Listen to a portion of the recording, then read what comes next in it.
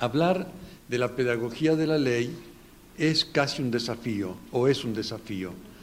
Yo sé, porque lo he propuesto a un par de editoriales a este libro para hacerlo en coedición, y en alguna ya me dijeron que la palabra ley era incómoda para el título de un libro, que buscáramos cualquier otra forma de titular el libro, pero no pedagogía de la ley, porque cierto sector de gente, viendo la palabra ley, ya no va a comprar el libro. Está bien, creo que es un buen desafío, pero plantearnos la reflexión sobre una pedagogía de la ley, en este momento creo que es un tema importante. En alguna forma, si se habla de recuperar la autoridad y si se habla de un país al margen de la ley, es porque se nos ha perdido algo que es importante para el funcionamiento social. Y si se nos ha perdido, sería bueno tratar de averiguar en qué meollos de la historia concreta de las últimas décadas se ha perdido esta experiencia de la autoridad. Vamos a hacer un breve recorrido para aportar algunos elementos nada más. No pretendo de ninguna manera ser exhaustivo con esta reflexión.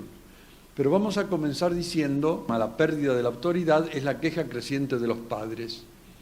La vez pasada llega una mamá, se sienta, yo atiendo cara a cara en el consultorio, y me dice con una sencillez total que se traslucía en las lágrimas: ¿por qué nos han cambiado el mundo?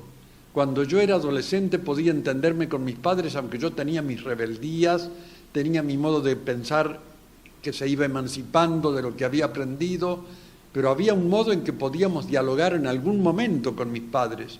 Hoy a mi hijo de 16 años no puedo entenderlo.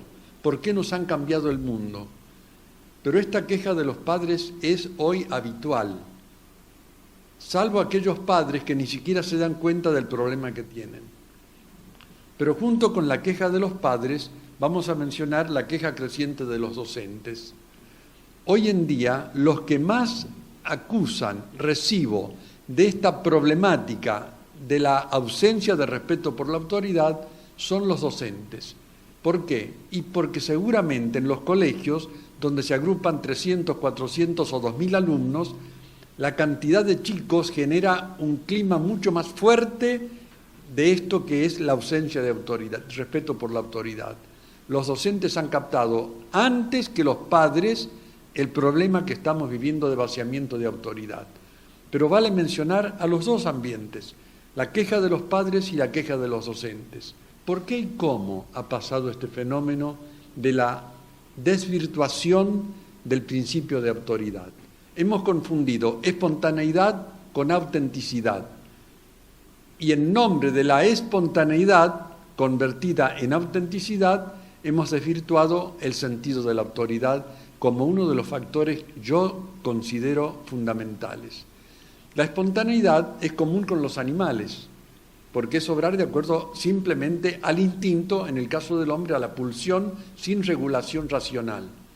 La espontaneidad es eso, nada más, la tenemos en común con los animales. La autenticidad, que se ha confundido con espontaneidad, y se dice, y uno lo escucha por los medios en forma habitual, yo soy auténtico, lo digo en chiste. Yo reconozco que los psicoterapeutas a veces, en alguna medida, vivimos de este principio. Llega la pareja y dicen, yo soy auténtica o yo soy auténtico, yo digo y hago todo lo que siento, como lo siento y cuando lo siento. Y bueno, y ahí viene el conflicto, porque no hay forma de integrar conductas que se rigen por este principio. Una cosa es la espontaneidad y otra cosa esencialmente distinta, aunque tenga algo de parecido, pero no es idéntico, repito, es la autenticidad. Ser auténtico es obrar de acuerdo a una condición o naturaleza, respeto los puntos de vista, condición o naturaleza que marca un modo necesario de obrar. La autenticidad en el ser humano pasa por la capacidad racional de integrar las conductas de un modo que respete los valores que son esenciales para la vida propiamente humana. La espontaneidad es la que tenemos en común con los animales. Hoy en día asistimos a un proceso de democratización de la palabra. Yo suelo escuchar lo que puedo de radio y ver lo que puedo de televisión, como una forma de pulsar lo que está pasando en la sociedad en que vivimos. A veces me impresiona profundamente el ver cuántos programas de radio, especialmente, se construyen sobre la base de lo que aportan los radioescuchas que llaman y opinan sobre el tema propuesto. Son infinitos los programas construidos de esta manera, pero implícitamente esto ha democratizado la palabra. Antes hablaban pocas personas. En casa hablaban papá y mamá, en el colegio hablaba la maestra. Hoy en día habla todo el mundo, con lo cual no estoy oponiéndome antidemocráticamente a que esto haya surgido como un derecho y una posibilidad. Estoy diciendo que es un planteo nuevo. Pero hoy en día, cuando todos opinamos, opina el que sabe sobre el tema y el que no sabe sobre el tema, y puede pasar todo con el mismo nivel de credibilidad inmediata. A mí me llamó la atención cuando, leyendo a Bauman, hablaba de que la adolescencia hoy se ha adelantado en varios años y se ha postergado indefinidamente. Es el síndrome de Peter Pan. No se quiere dejar de ser adolescente, con lo cual se vive en una perpetua rebeldía que no permite a los adultos asumir el rol de adultos para cumplir el rol de autoridad. Porque si hay algo que caracteriza al adulto, serían, entre otras cosas, estos tres principios. Haber resuelto los criterios de verdad con que va a vivir, haber resuelto los criterios de valor con que va a organizar su vida y haber resuelto un proyecto de vida en base de los criterios de verdad y de valor que considera básicos para su vida. Cuando se posterga esto, no hay adulto. Y cuando no hay adulto, no hay quien ejerza la autoridad. Hoy en día, nadie está exento de ser criticado, en privado y en público. La urgencia de huir del autoritarismo, y acá vamos entrando en uno de los temas espinosos. Es verdad que venimos de épocas en que, con predominancia de un criterio de que el hombre estaba destinado a la dependencia y a la obediencia, se abusó de eso y se llegó al autoritarismo.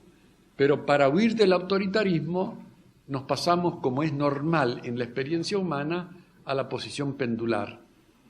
Para huir del autoritarismo caímos en el permisivismo, que es tan nocivo o más que el autoritarismo. ¿Y por qué digo esta observación? Porque el autoritarismo tiene de malo, desde el punto de vista psicopedagógico y social, que recarga de estructuras a la persona, impidiendo el desarrollo normal de su espacio de libertad y de identidad.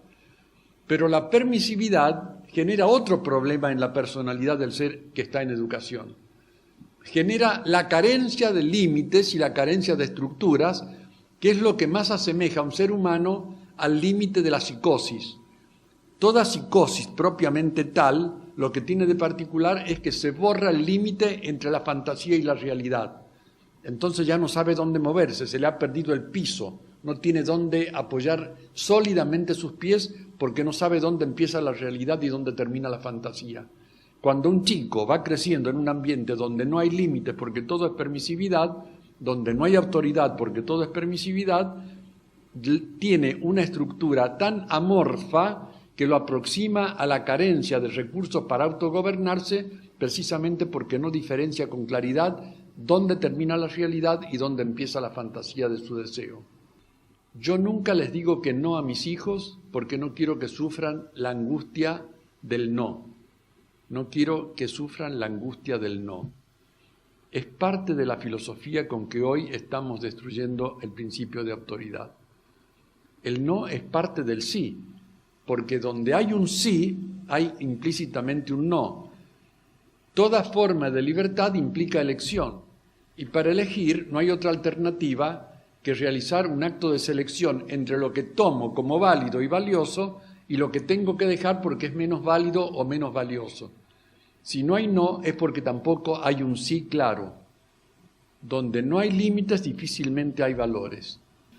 ¿Cuál es la etimología de la palabra autoridad? Viene de autor, del latín. El autor de tiene autoridad sobre aquello que realiza, es el que lo ha llevado a ser una realidad posible, concreta. El autor de un cuadro, el autor de un libro, el autor de una vida. El autor tiene un poder sobre la obra que ha realizado porque es el que la ha realizado. De la palabra autor viene el verbo latino también aullere, que significa hacer crecer. El autor es el que tiene la capacidad de hacer crecer la obra para que llegue a plenitud. De modo que la palabra autoridad ya nos pone ante una realidad que implica el ejercicio de un poder que logre que se cumpla una meta de crecimiento de todos aquellos que pertenecen al grupo al cual tiene deber de servir esa persona a la que se ha investido de autoridad. La sanción tiene algunas dimensiones que vale la pena explicitar, porque no es suficiente con decir que tiene que reparar el tejido social dañado. Yo suelo distinguir 4 dimensiones y funciones de la sanción. Una primera es la reparación del tejido social dañado. No hay discusión mayor con esta dimensión, aún entre los legistas, los que se especializan en el derecho. El valor punitivo para el responsable. Esto es más discutido, pero en general se admite. Pero no termina ahí la función de la sanción. Hay una alerta para la sociedad. Cuidado con esto porque esto daña al grupo. Cuidado con esto porque esto al final deteriora la vida de todos y la vida de cada uno. Pero queda una dimensión más, y es una dimensión que la posmodernidad, esta modernidad líquida, no tiene suficientemente en cuenta.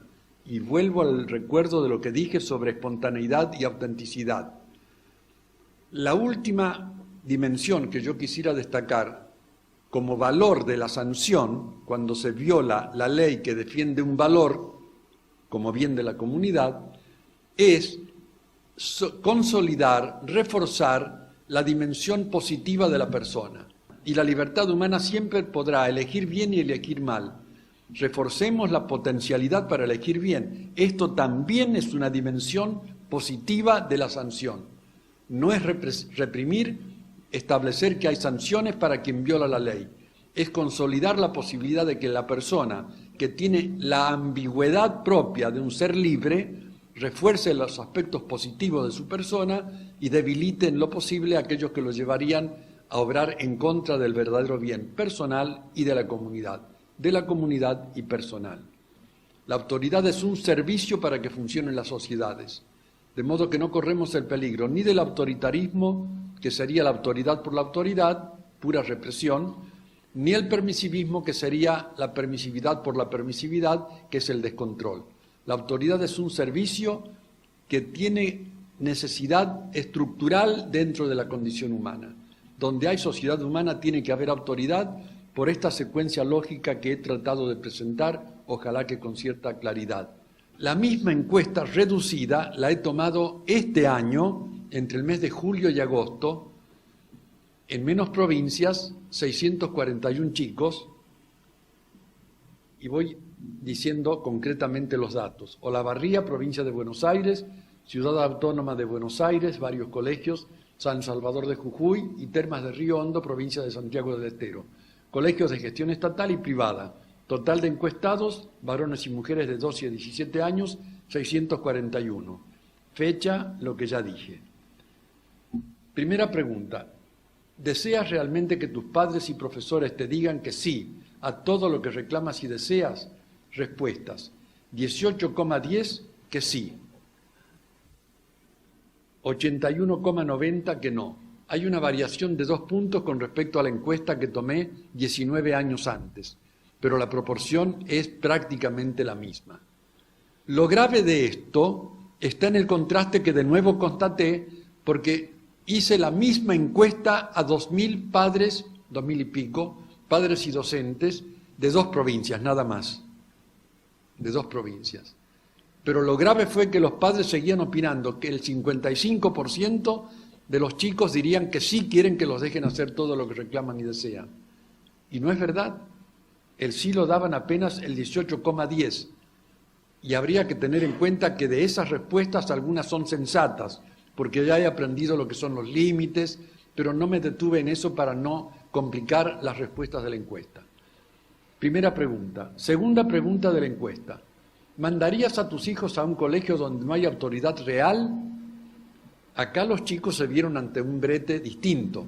porque ahora ellos eran los responsables de otra vida. Ya no era su estado de adolescente que reclama libertad, ahora era la seriedad por el hijo que tenían en un colegio que los ponía ante un compromiso diferente y los obligaba a pensar de otra manera. Respuesta de los chicos, que sí los mandarían a un colegio donde no hay autoridad real, 4,21%, que no todo el resto, 95,79%. Esto es lo que piensan los chicos. Esto es lo que la hizo decir a François Dolto: los adolescentes son adolescentes, pero no son locos. Hay dos adolescentes, el que aparece y el que es. Cuando se lo pone en condición de una auténtica autoridad participativa, pero que está adornada de los caracteres propios de la autoridad que voy a mencionar enseguida, los chicos son capaces de ser reflexivos y de entrar por una onda de camino, de conducta diferente y sensata. Que no es fácil, estoy de acuerdo, de modo que me basé en las respuestas textuales de los chicos. Lo que me llamó la atención es que la preocupación por aprender más o menos era secundaria. Les importaba más formarse como personas para tener garantía básica de poder tener un rendimiento bueno en la vida. Queridos amigos, este es el adolescente que es por debajo del que aparece. Los chicos nos están pidiendo otra cosa de la que aparentemente les estamos dando. Si esto tiene algo de veracidad, sería bueno ir cerrando frente a la realidad concreta qué se nos pide y qué podemos hacer. Lo primero que sugiero, después de pensar un poco sobre este tema, es que no tenemos que esperar un mundo que piense distinto para actuar de forma distinta. En mi libro Coraje y Alegría de Vivir escribí hace tiempo, es un libro que se reeditó muchas veces: si espero para ser bueno que el mundo sea bueno, me moriré sin ser bueno. Si espero un mundo sensato que piense distinto para ejercer la autoridad, me voy a morir sin ejercer la autoridad. Hay que partir de lo que hay. Este es el punto básico. Hay que partir de lo que hay. Los que tenemos algún rango de autoridad tendremos que reflexionar para ver cómo encarar decididamente un ejercicio válido de la autoridad, porque se nos reclama que se ejercite la autoridad, por reflexión lógica y por experiencia existencial de nuestros mismos chicos. ¿Qué se necesita para ejercer la autoridad hoy? Creo, es lo que aporto modestamente, lo primero es reflexión. Si no pensamos, yo le agradezco al doctor Sanguinetti que haya dicho que tengo la preocupación por este trabajo de aprender a pensar, y publiqué un método de aprender a pensar, que por ahí anda dando vueltas todavía. Lo primero es reflexionar. Esta crisis de adultos que tenemos es porque no reflexionamos suficientemente. En algún momento el adolescente tiene que dejar de ser adolescente y pasar a ser joven, y en algún momento el joven tiene que pasar a ser adulto porque tiene que aprender a ser padre. Y no hay alternativa. Y no puedo ser adulto, y no puedo ser docente, y no puedo ser padre si yo sigo manteniendo la incapacidad de pensar con seriedad. Cuando yo pienso con seriedad, descubro esa secuencia lógica que hemos establecido recién, que creo que es un parámetro existencial válido que podemos compartir todos, más allá de credo religioso, de credo político o de ideología filosófica. Esta reflexión, esta decisión y este coraje es lo fundamental para poder ejercer la autoridad como hoy la autoridad necesita ser ejercida. La otra condición es que yo conciba la autoridad como servicio. No tengo el derecho de guardarme el ejercicio de la autoridad porque tengo ganas o no tengo ganas. Es un deber. La autoridad es un servicio. Si la concibo como servicio no voy a ser autoritario, pero tampoco voy a ser permisivo. Yo me he alegrado el día que mi hija, ahora mujer de 30 años, de novia en ese momento, me dijo casi azorada: papá, con mi novio hemos estado hablando de que vamos a tener hijos cuando nos casemos y vamos a tener que educarlos. Y nos empezamos a preguntar cómo los íbamos a educar. Hasta que yo en un momento le dije: ya sé cómo los vamos a educar, cómo me educaron a mí. Y me acordé de todas las pulseadas que yo había vivido con ella como adolescente y dije: benditas sean las pulseadas que yo tuve que vivir con ella. Me las está agradeciendo. Me está diciendo que aquel coraje que tuve de ejercer la autoridad, pero con determinadas características que voy a mencionar ahora, no fue nocivo, no le hizo daño. le hizo tanto bien que ahora los va a tomar como parámetro para trabajar en la educación de sus hijos. Y esas 3 condiciones de la autoridad que estoy sugiriendo, que yo aprendí haciendo una reflexión dolorosa, porque confieso que en algún momento sentí que me quedaba caminando sobre el filo de un precipicio y había realmente un abismo a mi lado. Me quedaba sin nada como soporte para vivir, pero tuve el coraje de vivirlo, hasta que me convencí de que había valores que eran absolutamente esenciales a la condición humana y que me daban la autoridad para proponerlos con lealtad a la nueva generación. Esa autoridad que se ejerce como servicio tiene que tener 3 características. Tiene que ser profundamente racional. Vuelvo a la cuestión de aprender a pensar. Yo no puedo imponer normas que no sean racionales y si no están respaldadas por un valor, no son racionales. Todo modo de establecer una ley que no tiene una razón o un valor que la convalide no tiene derecho de existir. La autoridad tiene que ser racional, tiene que ser muy firme y tiene que ser muy cordial. Son las 3 características que no pueden faltar a la autoridad para poder ser recuperada en este momento actual de crisis de la autoridad. Pero hay un factor final, y quiero cerrar con esto, termino, que es el factor humano. Estoy hablando de que necesitamos reflexionar, decisión, tener el coraje, pero esto supone que hay un ser que ejerce la autoridad que es falible, que somos nosotros. Tenemos que replantearnos la responsabilidad de ejercer la autoridad, la responsabilidad de ser adultos. Implica una forma de liderazgo. Y entonces llamarnos a una reflexión para ejercer el liderazgo, como el liderazgo lo reclama, es lo que nos va a permitir ser razonables, tener la decisión y el coraje de ejercer la autoridad. Y no vamos a tener el peligro ni del autoritarismo ni de la permisividad. Quiero terminar con este decálogo del líder, porque toda autoridad tiene que aceptar la responsabilidad del liderazgo.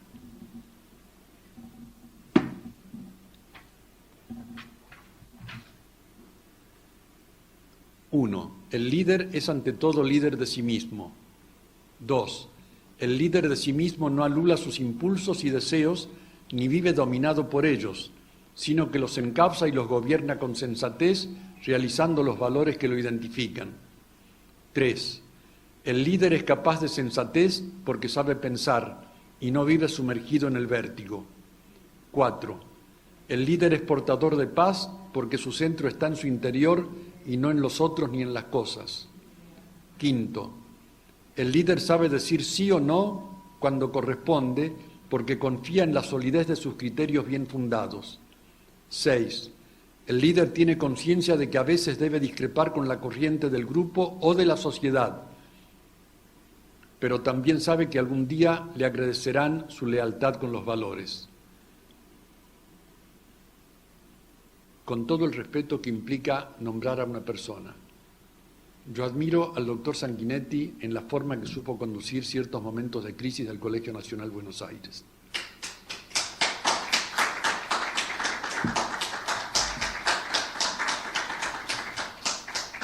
Siete, el líder nunca vive sus convicciones como un gesto de superioridad, sino como una necesidad profunda de su ser, y esa actitud gratuita es lo más genuino e importante de su testimonio. 8. El líder nunca se atribuye la función de salvador, solo sabe que es bueno ser correcto, lo que debe ser y lo vive. 9. El líder sabe con claridad que se necesita el coraje de serlo, pero también sabe que el coraje nunca es orgulloso y altanero, sino fraternal y generoso. 10. El líder intuye que los valores a los que entrega su vida son el rostro y el rastro del misterio que preside la vida. Por eso vive la confianza de estar siempre acompañado por el verdadero testigo de su buena voluntad y su coraje. Muchas gracias.